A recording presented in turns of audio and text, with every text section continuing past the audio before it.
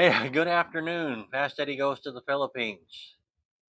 This morning we did part three of our getting Steph, our little Pomeranian, to the Philippines. And part three was we had to get the import clearance from the USDA-approved veterinarian.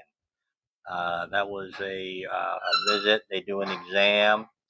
And really, the important part of this whole process was being in contact with them several months out, sharing with them because our regular vet and the USDA approved vet, two different people, but they share health records back and forth just like they would for a person.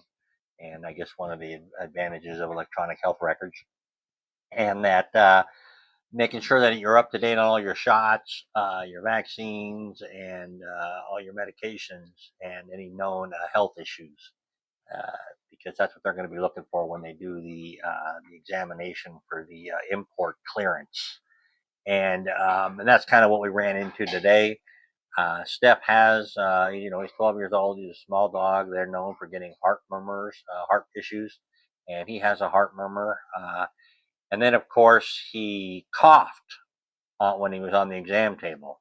So that was a concern for them. So they then had to do a chest x-ray and make sure that he didn't have anything, any kind of infectious diseases, TB or whatever, kennel cough, or I don't know what they were looking for. But I did find out that they veterinarians have their own radiologist that they send their films off to that read them and give the report back, just like us humans. And anyway, so he was cleared on that, and he is going to start a regimen of regular heart medicine that is going to help shrink his heart a little bit, and so it doesn't get too enlarged, and hopefully that'll help him in his twilight years. And then he also had to do start a regimen, a 3-dose regimen of deworming, which is they're going to give us this here is Honacor suspension, 100 milliliters. They give you these 3 syringes once a day. It's a white foam. You just push it into his mouth, this dog's mouth, and that's for the deworming, the internal parasites. Takes care of that. He was already on a regular regimen of flea medication, so we use the Provecto, which is the 3-month pill. Seems to work really well, and so he was already on that, so we don't have to worry about that. And he was already up to date on his vaccines, like I said, and everything else. So everything was good. They give you a copy of the clearance, the SBS import clearance, but then they also submit it electronically, and that shouldn't be a problem. And this all has to be done within like 8 days of when you're going to land in the Philippines. And so we are going to be landing on the Philippines on actually the 7th. I believe it. We leave here at the U.S. on the 5th, and by the time we get there to the Philippines, I think we get there like 11:30 at night on the 6th. So by the time we probably get to over there, it'll be the 7th to the customs, the agricultural desk at the Cebu Macatan Airport.